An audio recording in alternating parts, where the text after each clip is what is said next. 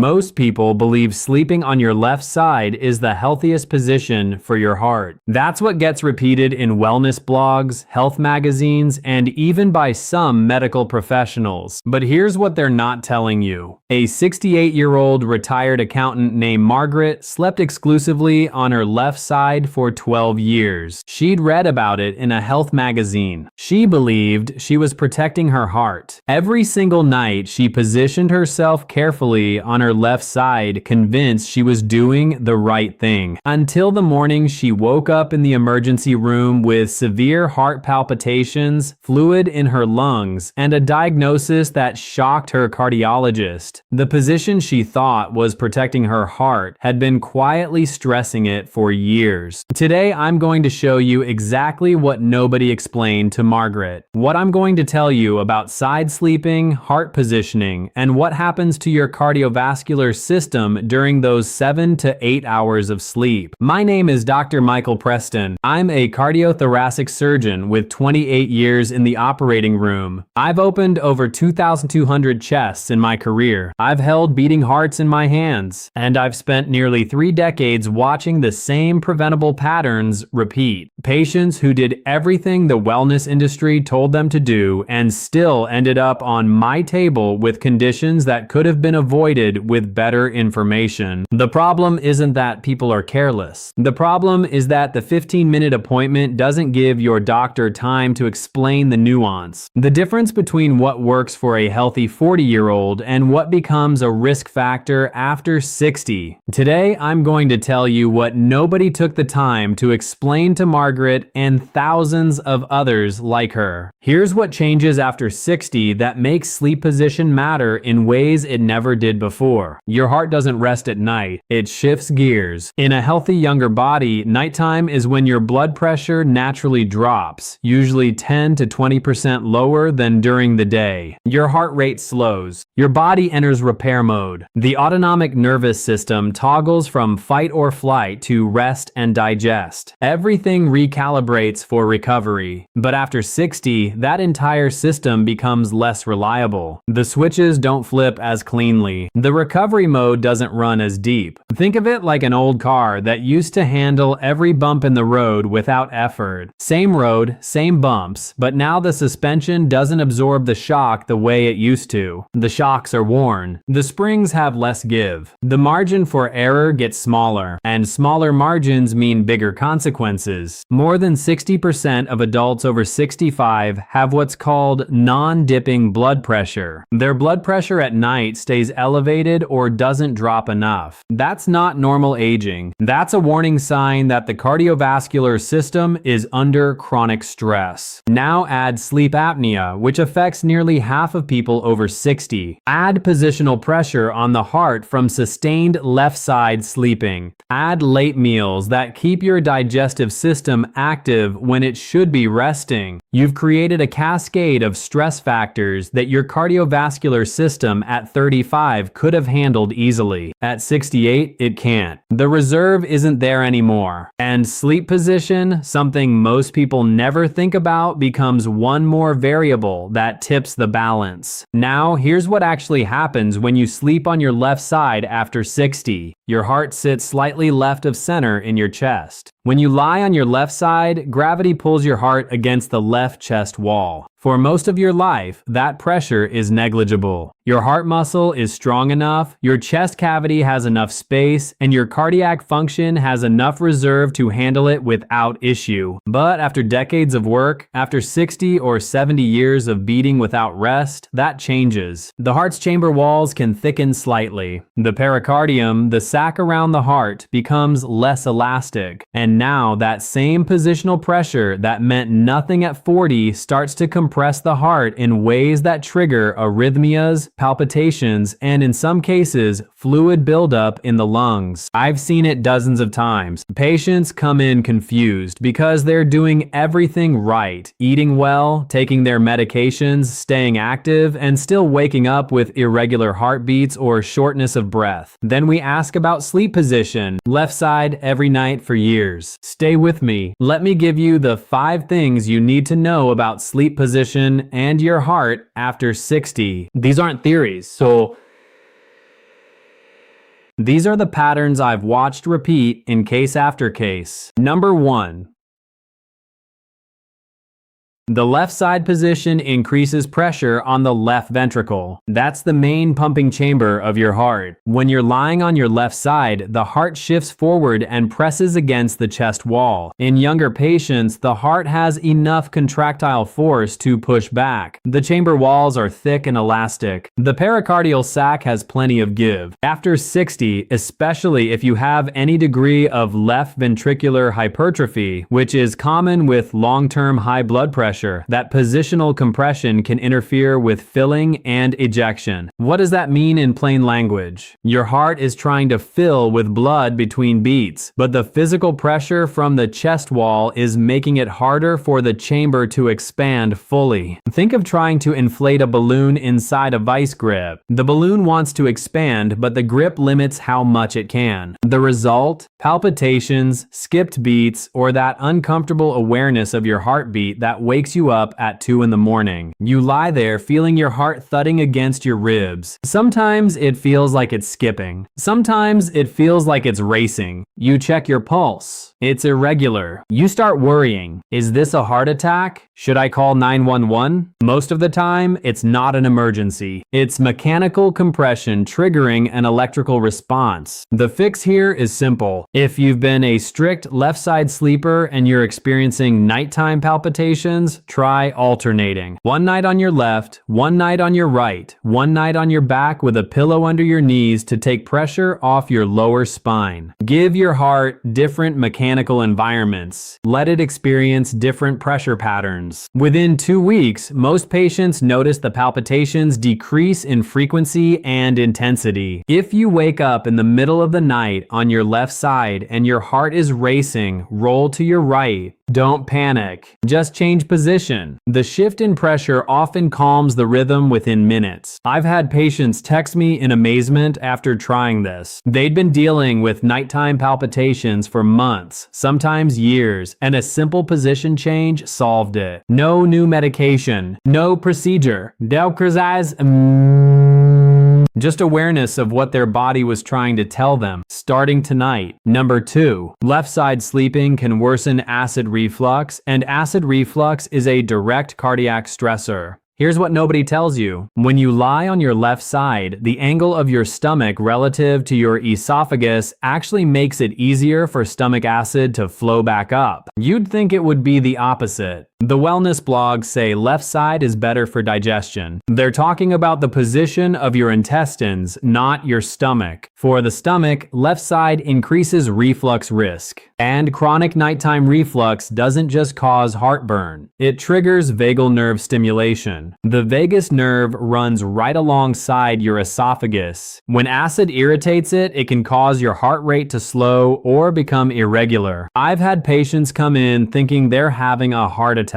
EKG shows arrhythmia. We treat the reflux and the arrhythmia disappears. If you're sleeping on your left side and waking up with a sour taste, throat irritation, or a cough, that's a signal. The question to ask yourself, which of these habits do you recognize in your own evenings? Eating dinner late, lying down too soon after meals, drinking alcohol or caffeine close to bedtime? So, mindy. All of these amplify the reflux risk on your left side. The fix is twofold. First, elevate the head of your bed by 4 to 6 inches, not just pillows. The entire bed frame. This uses gravity to keep acid down. Second, if you're a committed left side sleeper, finish eating at least 3 hours before bed. That gives your stomach time to empty before you lie down. Let me ask you something before we go further. How often do you actually think about what your body is doing while you're asleep? Most people don't, and that's exactly where the most preventable damage happens. Number 3. Number sucker dinakaste. The left side compresses the phrenic nerve and can impair diaphragm function. The phrenic nerve controls your diaphragm, the main muscle of breathing. It runs down the left side of your chest. When you sleep on your left side for hours, sustained pressure on that nerve can reduce diaphragm excursion. That means you're taking shallower breaths without realizing it. Over time, shallow breathing during sleep leads to lower oxygen saturation. Lower oxygen means your heart has to work harder to deliver the same amount of oxygen to your tissues. For someone in their 30s or 40s, the heart compensates easily. For someone over 60, especially if there's any underlying coronary artery disease, this chronic low-level hypoxia creates cumulative stress. It's like running your engine on a slightly lower octane fuel every single night for years. Eventually, it shows up. Fatigue, brain fog, worsening hypertension, even progression of heart failure in patients who were previously stable. A patient I'll call Thomas, 71 years old, former engineer, came to me with worsening shortness of breath. His echocardiogram showed stable heart function. His lung function tests were normal. We couldn't figure it out until I asked about his sleep. Left side, every night, pillow tucked under his arm, same position for 15 years. We had him switch to his back with a wedge pillow. Within 3 weeks, his oxygen saturation at night improved, his daytime energy returned, and his blood pressure dropped 8 points without changing a single medication. Write that down. This next one surprises people every time. Number 4.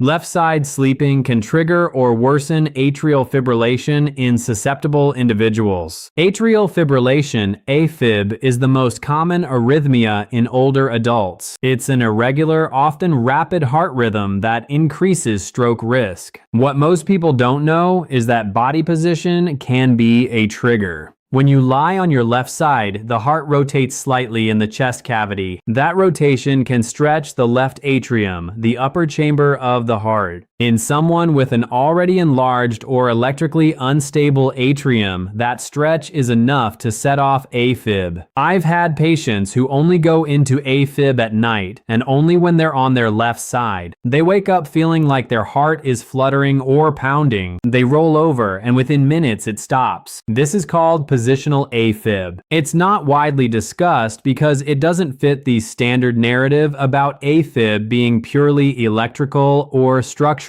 But it's real, and it's more common in people over 65 who have any degree of atrial enlargement, which includes a significant percentage of people with long-standing high blood pressure. The question to ask your doctor, write this down, is this: have I ever had an echocardiogram to check the size of my left atrium? If your atrium is enlarged and you're experiencing nighttime palpitations or AFib episodes, your sleep position might be the missing variable.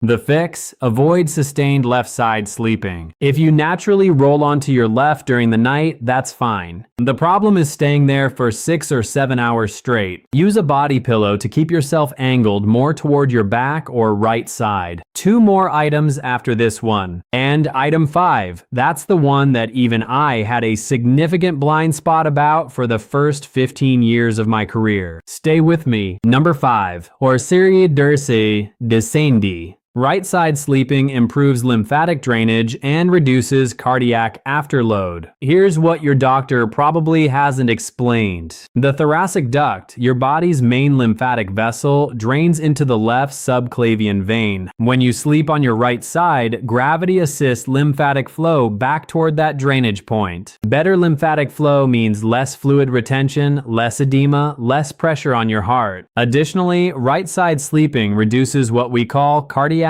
afterload. That's the resistance your heart has to overcome to pump blood out into your body. When you're on your right side, the geometry of your aorta relative to your heart creates a slightly easier path for blood to leave the left ventricle. The difference is small, but over 7 to 8 hours a night, every night, for years, small differences compound. This is especially important for people with any degree of heart failure or aortic stiffness, which is almost universal after 65. I didn't fully appreciate this until I started reviewing sleep studies studies alongside cardiac outcomes data. Patients who naturally favored right-side sleeping had measurably lower rates of overnight fluid shifts and morning blood pressure spikes compared to left-side sleepers. The fix: if you've been a lifelong left-side sleeper, try shifting to your right side for at least half the night. Use a pillow between your knees to keep your spine aligned. Give it 2 weeks. Most people report better sleep quality, less morning stiffness, and if they're tracking their blood pressure, a noticeable drop in their morning readings. Not next week, tonight. I want to be honest with you for a moment. Not as a content creator, as a surgeon. I have stood at an operating table at 3 in the morning, holding a heart that was struggling to maintain rhythm after an emergency surgery. I have spoken to families in waiting rooms at dawn, families who had no idea anything was wrong when they said goodnight 8 hours earlier. In case after case, the contributing factors were not mysterious. They were ordinary things: sleep position, meal timing,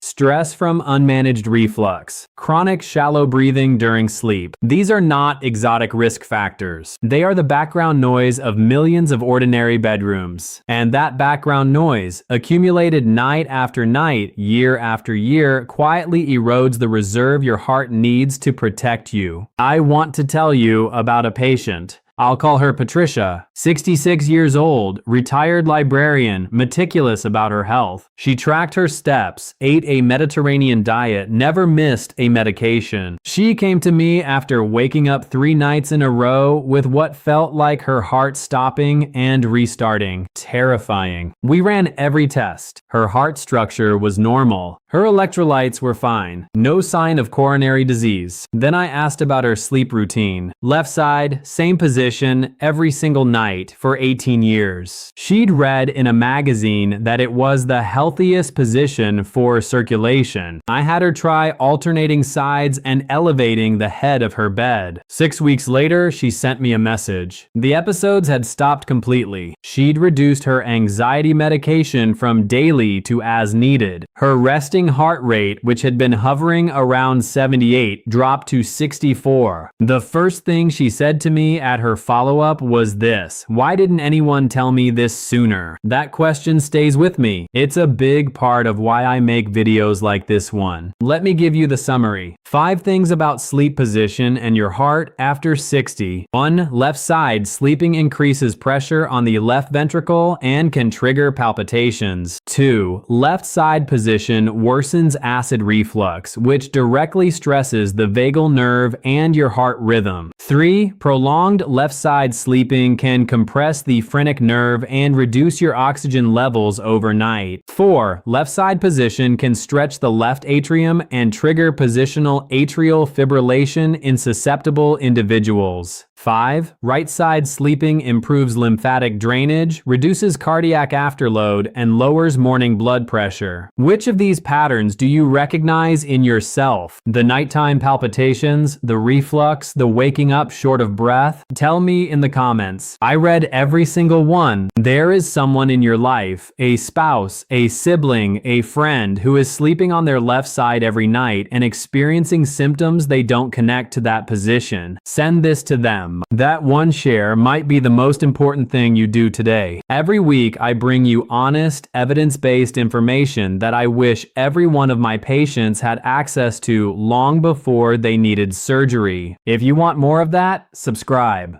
One last thing, and this is important. Everything I've shared today is based on published research and my clinical experience as a cardiothoracic surgeon. But your situation is unique. Your history is individual. Before changing anything, any medication, any supplement, any sleep routine, please talk to your own physician first. That conversation is not a formality. It is the whole point. Better information, better conversations, better outcomes. That's the chain that matters. Your heart has been working for you every single minute of every single day for 60, 70, 80 years without ever asking for anything in return. Give it this. Not nachos asham im. Take care of your heart.